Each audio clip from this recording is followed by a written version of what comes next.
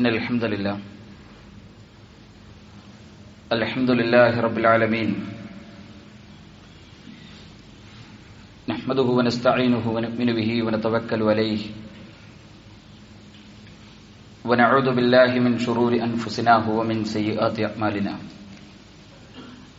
من يهده الله فلا مضل له ومن يضلل فلا هادي له وأشهد أن لا إله إلا الله وحده لا شريك له وأشهد أن محمدا عبده ورسوله اللهم صل على محمد وعلى آل محمد كما صليت على إبراهيم وعلى آل إبراهيم اللهم بارك على محمد وعلى آل محمد كما باركت على إبراهيم وعلى آل إبراهيم إنك حميد مجيد أما بعد فإن خير الحديث كتاب الله وخير الهدي هدي محمد صلى الله عليه وسلم وشر الأمور محدثاتها وكل محدثة بدعة وكل بدعة ضلالة وكل ضلالة في النار أعوذ بالله من الشيطان الرجيم بسم الله الرحمن الرحيم يا أيها الذين آمنوا اتقوا الله حق تقاته ولا تموتن إلا وأنتم مسلمون സ്നേഹാദരണീയരായ സത്യവിശ്വാസികളെ, സത്യവിശ്വാസിനികളെ, കാരുണ്യവാനായ അള്ളാഹുവിന്റെ ആജ്ഞാനിർദ്ദേശങ്ങൾ ജീവിതത്തിൽ എപ്പോഴും പാലിച്ച് അള്ളാഹുവിനെ സൂക്ഷിച്ച് ജീവിക്കണം എന്ന് ആമുഖമായി ഓർമ്മപ്പെടുത്തുകയാണ്. അതർഹിക്കുന്ന ഗൗരവത്തിൽ വസിയത്ത് ചെയ്യുകയാണ്.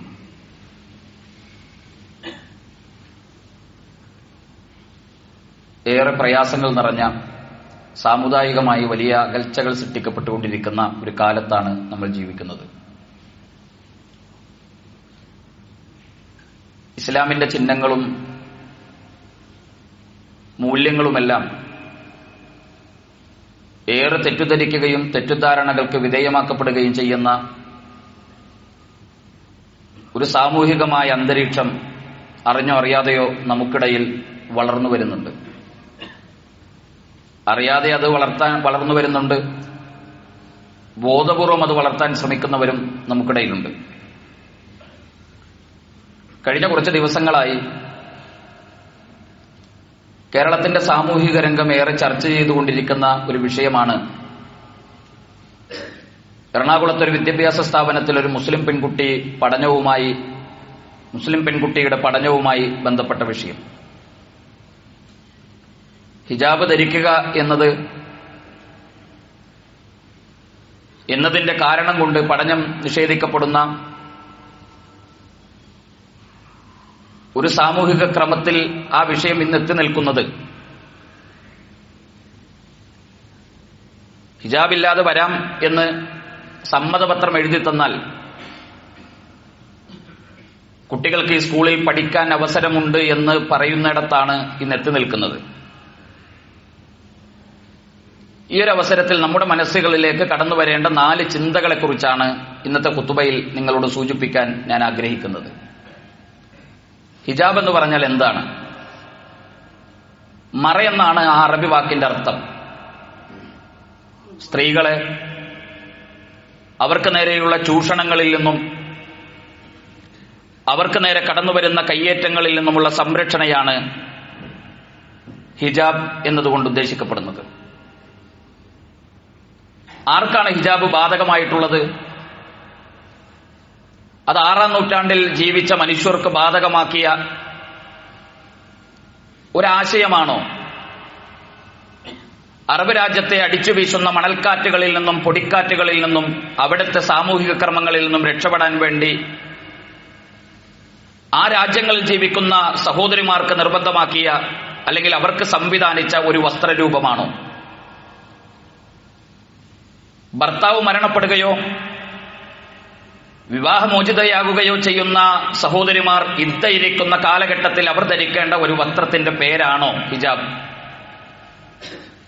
നമസ്കാരം പോലെ, ഹജ്ജ് പോലെ, ഉംറകൾ പോലെ ആരാധനകൾ നിർവഹിക്കുമ്പോൾ തലയിലണിയേണ്ട ഒരു വസ്ത്രത്തിന്റെ പേരാണോ ഹിജാബ്? ഉസ്താദുമാരെയോ പണ്ഡിതന്മാരെയോ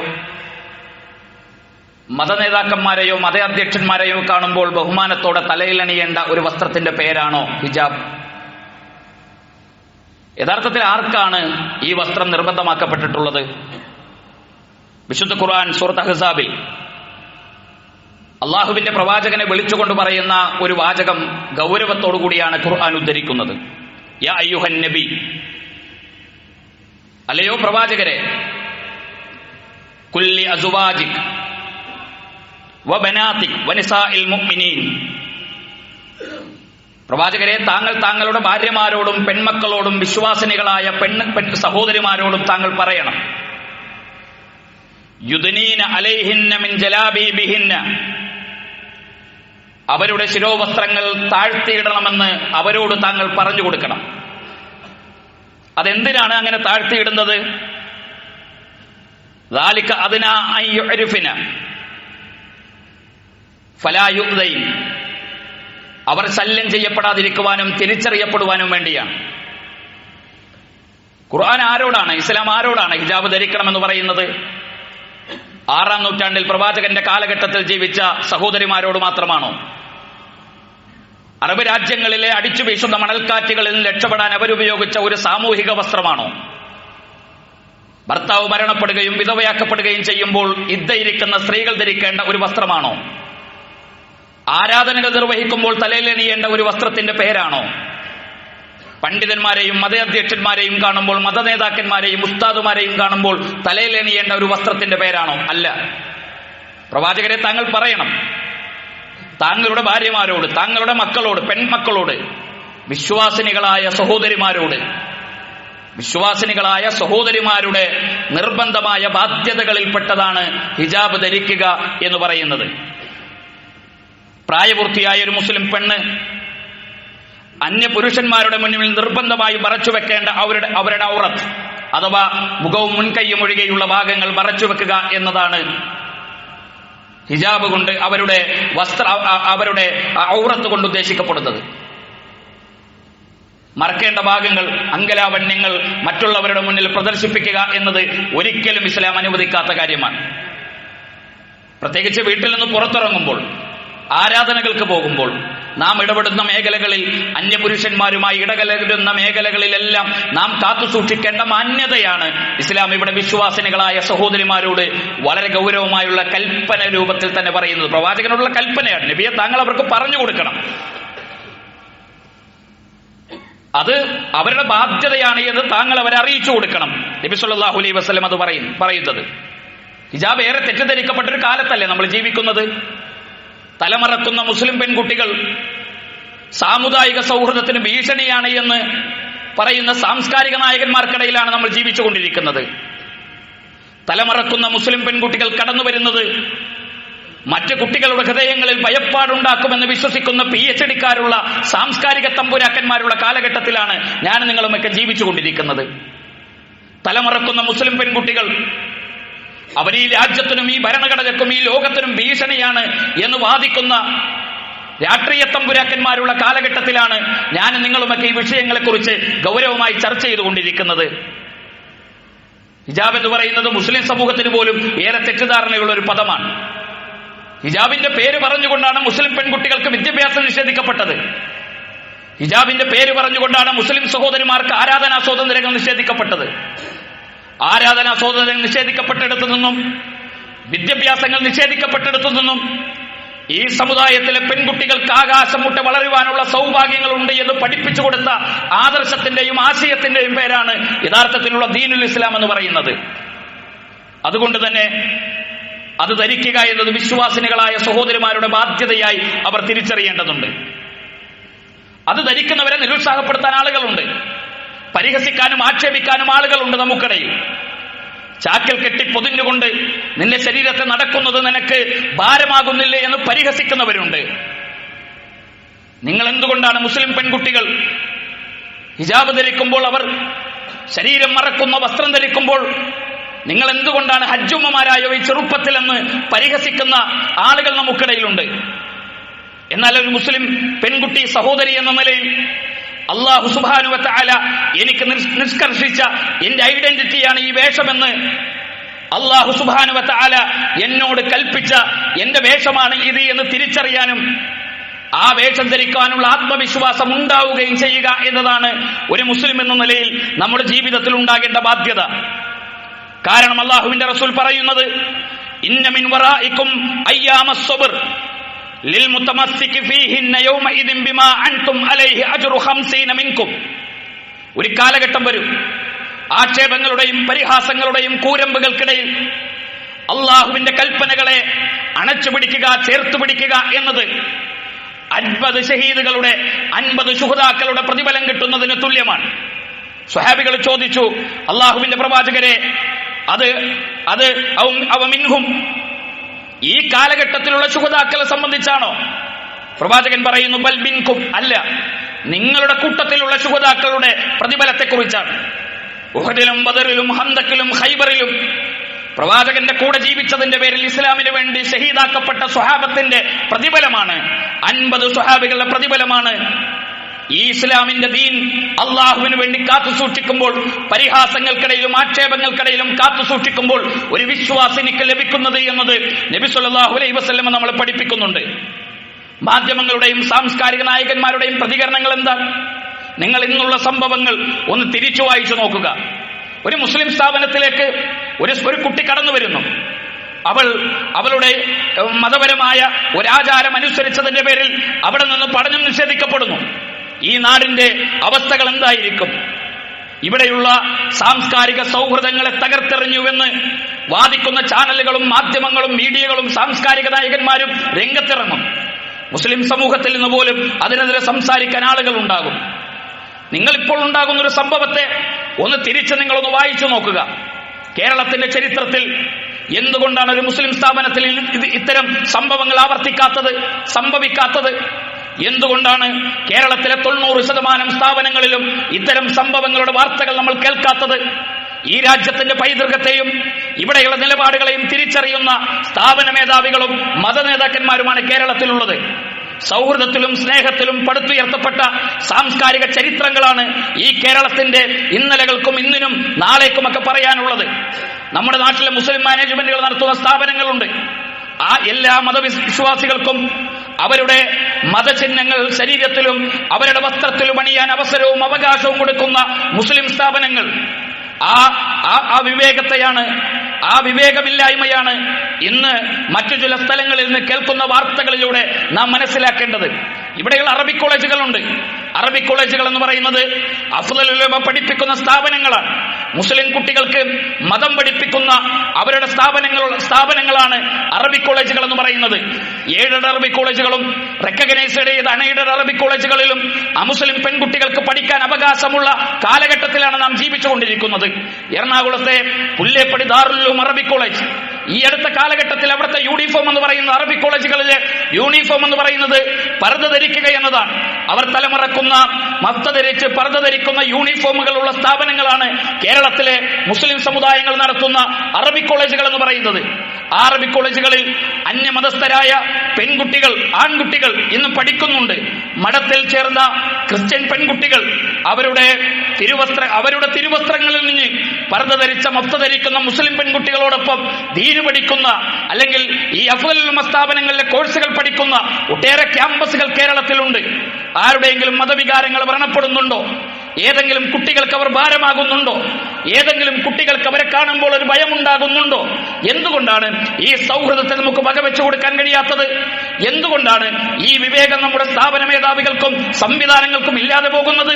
വർഗീയതയിലേക്കും തീവ്രവാദത്തിലേക്കും ഈ സമൂഹത്തെ കൊണ്ടുപോകാനും ഇവിടെ മുസ്ലിം സമൂഹത്തെ അപരവൽക്കരിക്കുവാനും പാർശ്വവൽക്കരിക്കുവാനും മുസ്ലിം സമുദായത്തെ അരികുവൽക്കരിച്ചൊറ്റപ്പെടുത്തുവാനുമുള്ള ബോധപൂർവമായ ശ്രമങ്ങളാണ് ഇതിന്റെ പേരിൽ നടന്നുകൊണ്ടിരിക്കുന്നത് എന്നത് നാം തിരിച്ചറിയുകയും മനസ്സിലാക്കുകയും ചെയ്യണം. മുസ്ലിങ്ങൾ ഒരു പ്രശ്നക്കാരാണ്. മുസ്ലിങ്ങൾ വിവേകമില്ലാത്തവരാണ്. അവരൊട്ടും സഹവർത്തിത്വം കാണിക്കാത്തവരാണ്. അവരൊട്ടും വിവേകമില്ലാത്തവരാണ് എന്ന് സ്ഥാപിക്കാനുള്ള ബോധപൂർവമായ പരിശ്രമങ്ങൾ കേരളത്തിലെ MES എത്ര സ്ഥാപനങ്ങളുണ്ട്, MSS എത്ര സ്ഥാപനങ്ങളുണ്ട്, മുജാഹിദ് സംഘടനകൾക്ക് എത്ര സ്ഥാപനങ്ങളുണ്ട്, എത്ര മുസ്ലിം സംഘടനകൾക്ക് എത്ര സ്ഥാപനങ്ങളുണ്ട്. ഈ സ്ഥാപനങ്ങളിൽ എവിടെ നിന്നെങ്കിലും ഇത്തരമൊരു വാർത്ത നിങ്ങൾക്ക് ഈ ചരിത്രത്തിൽ എവിടെ നിന്നെങ്കിലും കേൾക്കാൻ കഴിഞ്ഞിട്ടുണ്ടോ? അവിടെയൊന്നും മുസ്ലിം കുട്ടികൾ പഠിക്കാത്തത് കൊണ്ടാണോ? അവിടെയൊന്നും മുസ്ലിം കുട്ടികൾ കടന്നു വരാത്തത് കൊണ്ടാണോ? അല്ല. ഈ രാജ്യത്തിന്റെ പൈതൃകത്തെയും ഇവിടെയുള്ള മതേതരത്വത്തെയും ഈ രാജ്യത്തിന്റെ ഭരണഘടനയെയും ഈ സമുദായവും ഈ സമൂഹവും അത്രമേൽ വിലമതിക്കുന്നത് കൊണ്ടും ഈ സൗഹൃദവും സ്നേഹവും നിലനിൽക്കണമെന്നും നമ്മുടെ തലമുറകൾ വർഗീയതകളിലേക്ക് കടന്നുപോയി ചേരിതിരിയുന്ന സാഹചര്യങ്ങൾ ഉണ്ടാകരുത് എന്ന അവരുടെ ഉറച്ച നിലപാടിന്റെ ഭാഗമായിക്കൊണ്ടാണ് ഈ സമീപനം അവർ സ്വീകരിക്കുന്നത്. ഇത്തരം സമീപനങ്ങളിലേക്ക് എല്ലാ ആളുകളും കടന്നു വന്നാൽ തീരുന്ന പ്രശ്നമേ നമുക്കുള്ളൂ. അതുകൊണ്ട് തന്നെ റസൂലുള്ളാഹി സ്വല്ലല്ലാഹു അലൈഹി വസല്ലം പറയും, മൻ ഇൽതമസ റിളല്ലാഹി ബിസഖത്തിൻ നാസി കഫാഉല്ലാഹു മുഅ്നതൻ നാസ്. ഒരാൾ അള്ളാഹുവിന്റെ തൃപ്തി പ്രതീക്ഷിക്കുന്നു, ജനങ്ങളുടെ തൃപ്തി ഒന്നും പ്രതീക്ഷിക്കുന്നില്ല എങ്കിൽ ആ ജനങ്ങളുടെ ഉപദ്രവത്തെക്കാൾ, ആ ജനങ്ങളിൽ നിന്നുണ്ടാകുന്ന എല്ലാ പ്രതിസന്ധികൾക്കും മുകളിൽ അള്ളാഹുവിന് മതിയായവനാണ്. പടച്ചവനുണ്ടാകും നമ്മുടെ കൂടെ. ആത്മവിശ്വാസം ഉണ്ടായാൽ മാത്രം മതി. അൻതുമുൽ അലൗന ഇൻ കുന്തും മുഅ്മിനീൻ. വിശ്വാസികളാണോ? ആകാശത്തിന് ചുവട്ടിൽ നമ്മളെക്കാളും ഉത്തമരായ ജനതയില്ല, ഒരു സമൂഹമില്ല. ആരെങ്കിലും ജനങ്ങളുടെ തൃപ്തി പ്രതീക്ഷിക്കുന്നു, അള്ളാഹുവിന്റെ തൃപ്തിയെ അവർ പരിഗണിക്കുന്നേയില്ല എങ്കിൽ അള്ളാഹു അവനെ ആ ജനങ്ങൾ കേൾപ്പിച്ചു കൊടുക്കും. അള്ളാഹുവിന്റെ ഒരു സമാധാനവും ഒരു തൃപ്തിയും അവന്റെ മേൽ ഉണ്ടാവില്ല. നാലാമതായി, നമ്മുടെ മക്കൾ തിരഞ്ഞെടുക്കുന്ന വിദ്യാഭ്യാസ സ്ഥാപനങ്ങൾ എന്ന് പറയുന്നത് രക്ഷിതാക്കളും അതിനെക്കുറിച്ച് ബോധവാന്മാരാകേണ്ടതുണ്ട്. അതിന് ബോധവാന്മാരാകണം. നാം തിരഞ്ഞെടുക്കുന്ന ക്യാമ്പസിലും ഹോസ്റ്റലിലും ദീനിയായി ജീവിക്കാനുള്ള അന്തരീക്ഷങ്ങളുണ്ട് എന്ന് ഉറപ്പുവരുത്തേണ്ടത് രക്ഷിതാക്കളാണ്. 90% സ്ഥാപനങ്ങളും അങ്ങനെയുള്ളതാണ്. ഏതെങ്കിലും 10% താഴെ വരുന്ന ഒറ്റപ്പെട്ട സ്ഥാപനങ്ങളിൽ എന്തിനാണ് നമ്മൾ നമ്മുടെ കുട്ടികളെ കൊണ്ടുപോയി ചേർക്കുന്നത്?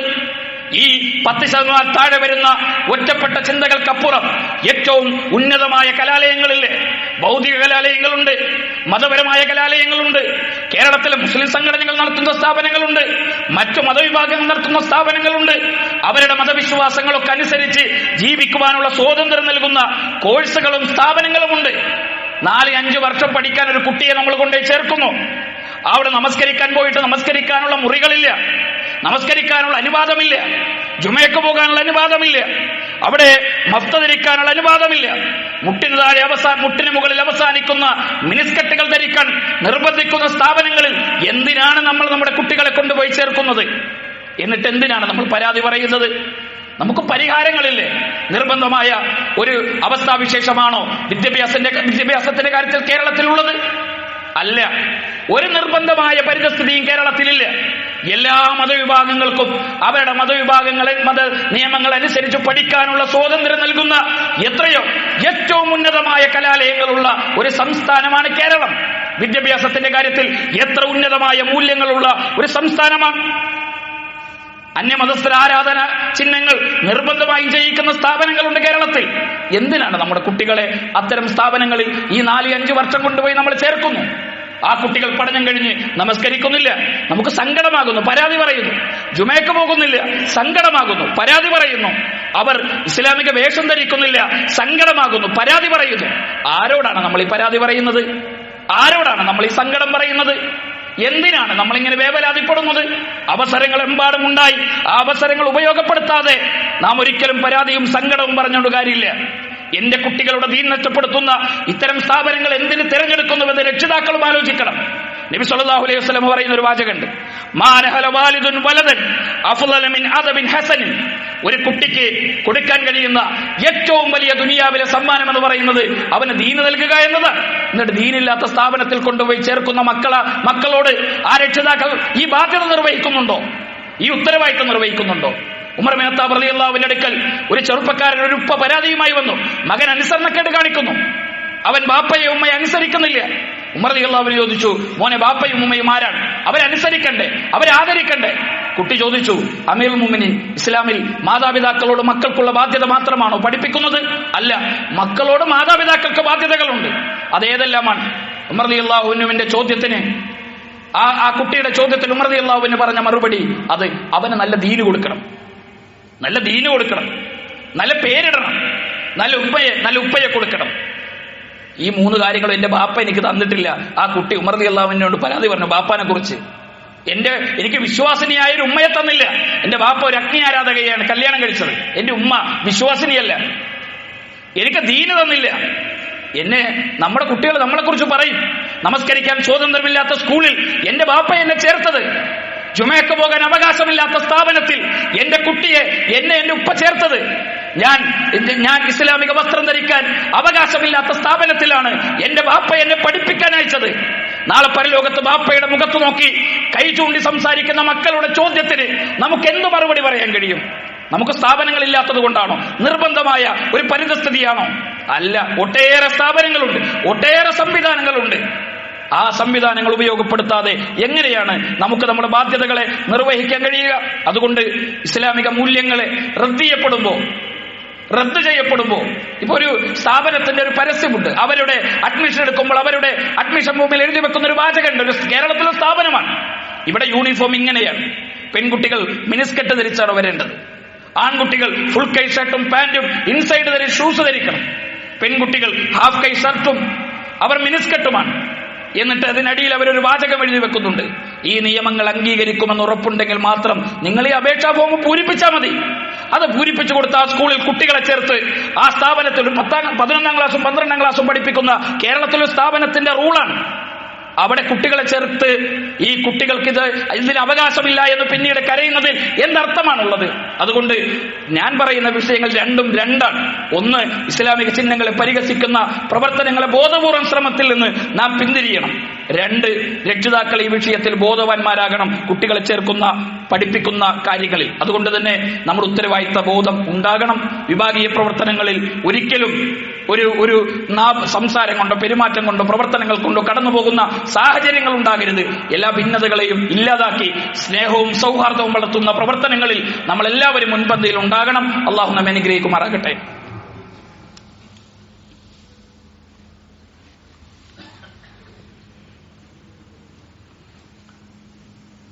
ഇന്നൽ ഹംദുലില്ലാഹ് വലാകിബത്തുൽ മുത്തഖീൻ വലാ ഉദ്വാന ഇല്ലാ അലൽ ളാലിമീൻ വനുസല്ലി വനുസല്ലിമു അലാ അഷ്റഫിൽ അംബിയാഇ വൽ മുർസലീൻ വഅലാ ആലിഹി വസ്വഹാബിഹി അൽ ഫായിസിന ബിറിദല്ലാഹ് അമ്മാ ബഅദ്. സ്നേഹാദരണീയരായ സത്യവിശ്വാസിനികളെ, കാരുണ്യവാനായ അള്ളാഹുവിന്റെ ആജ്ഞാനിർദ്ദേശങ്ങൾ ജീവിതത്തിൽ എപ്പോഴും പാലിച്ച് അള്ളാഹുവിനെ സൂക്ഷിച്ച് ജീവിക്കണം എന്ന് രണ്ടാമതായും അതർഹിക്കുന്ന രൂപത്തിൽ ഓർമ്മപ്പെടുത്തുകയാണ്, വസിയത്ത് ചെയ്യുകയാണ്. പലപ്പോഴും സമൂഹമുണ്ടാക്കുന്ന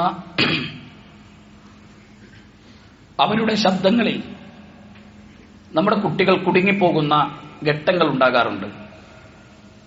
ഹിജാബ് ധരിക്കുന്നത്, തലമറക്കുന്നത് പെൺകുട്ടികളുടെ സ്വാതന്ത്ര്യത്തിന് തടസ്സമാണ് എന്ന പ്രചരണത്തിൽ, തലമറക്കുന്നത് നമ്മുടെ അവകാശങ്ങൾ ഇല്ലാതാക്കപ്പെടുന്നതിന് കാരണമാണ് എന്ന് വിശ്വസിക്കുന്ന ഇടത്തേക്ക്, ഹിജാബ് ധരിക്കുന്നത് പെൺകുട്ടികളുടെ ഉയർച്ചക്കും ഉന്നതിക്കും തടസ്സമാണ് എന്നെല്ലാം പറയുന്ന പ്രചരണങ്ങളിൽ കുടുങ്ങിപ്പോകുന്ന ആളുകൾ നമുക്കിടയിലുണ്ട്. ഇസ്ലാം അനുസരിച്ച് ജീവിക്കുന്നവർക്ക് അള്ളാഹു പ്രതാപം നൽകും. ഇത് അള്ളാഹുവിന്റെ വാഗ്ദാനമാണ്. അവർക്ക് അള്ളാഹുവിന്റെ സഹായമുണ്ടാകും. മൂല്യങ്ങൾ കാത്തു സൂക്ഷിക്കാൻ ഞാൻ നേരത്തെ സൂചിപ്പിച്ച ഹദീസ്, നമ്മൾ അള്ളാഹുവിനെയാണ് ഭയപ്പെടുന്നതെങ്കിൽ ആ റബ്ബിന്റെ കാവലുണ്ടാകും.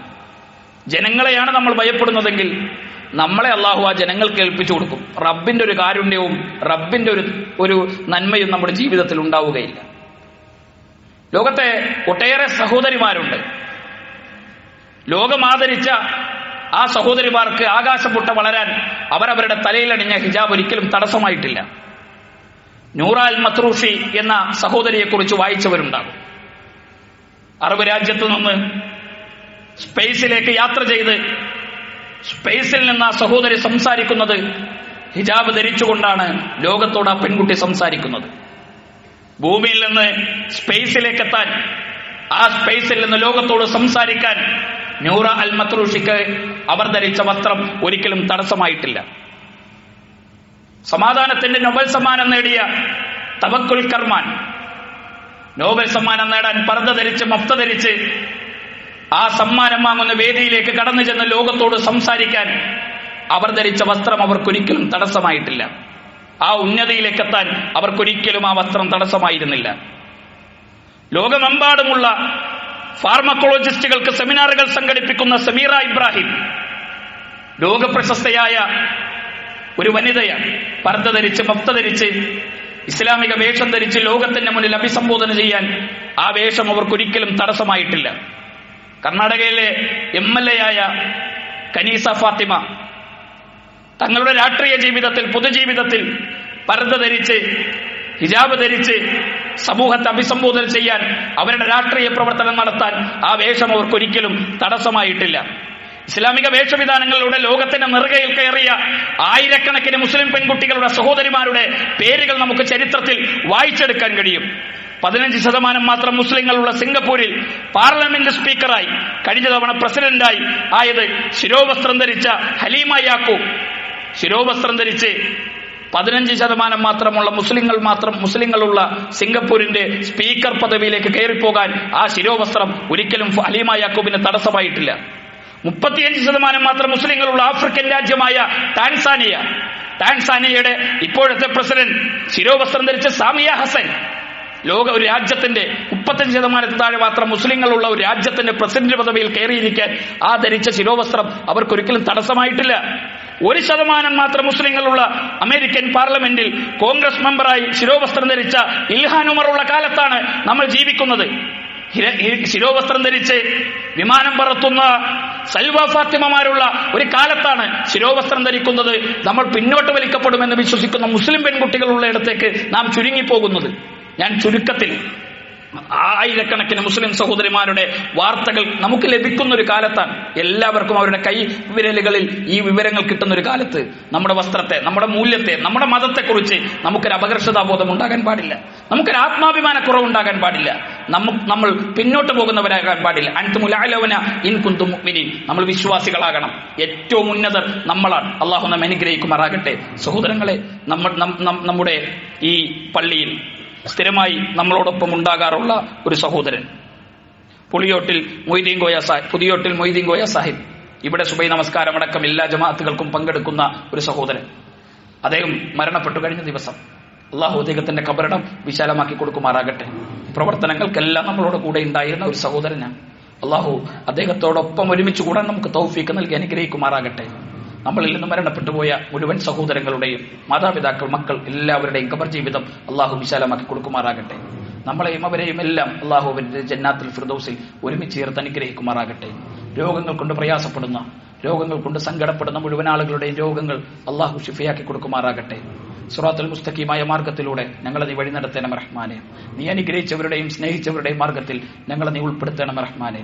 നീ കോപിച്ചവരുടെയും ശപിച്ചവരുടെയും മാർഗങ്ങളിൽ നിന്ന് ഞങ്ങളെ നീ കാത്തുരക്ഷിക്കണം റഹ്മാനെ. ലോകത്തിന്റെ വ്യത്യസ്തങ്ങളായ ഭാഗങ്ങളിൽ പീഡനങ്ങൾ അനുഭവിക്കുന്ന ഞങ്ങളുടെ സഹോദരങ്ങൾക്ക് സമാധാനം നൽകി അനുഗ്രഹിക്കണം റഹ്മാനെ. ഗസയിലെ ഞങ്ങളുടെ സഹോദരങ്ങൾക്ക് നിർഭയത്വം നൽകണം റഹ്മാനെ. ഫലസ്തീനിൽ ഞങ്ങളുടെ കുട്ടികൾക്ക് സമാധാനം നൽകി അനുഗ്രഹിക്കണം റഹ്മാനെ. അവരുടെ ശത്രുക്കളെ നീ പരാജയപ്പെടുത്തണം റഹ്മാനെ. അല്ലാഹുമ്മ ഫിൽ മുഅ്മിനീന വൽ മുഅ്മിനാത്ത് വൽ മുസ്ലിമീന വൽ മുസ്ലിമാത്ത് അൽ അഹ്യാഇ മിൻഹും വൽ അംവാത്ത് ഇന്നക മുജീബുദ് ദഅവാതി വ യാ ഖാദിൽ ഹജാത്ത്. അല്ലാഹുമ്മ അജ്ർനാ മിനൻ നാർ, അല്ലാഹുമ്മ അജ്ർനാ മിനൻ നാർ, اللهم اجرنا من النار. ربنا تقبل منا انك انت السميع العليم وتب علينا انك انت التواب الرحيم. آمين آمين برحمتك يا ارحم الراحمين.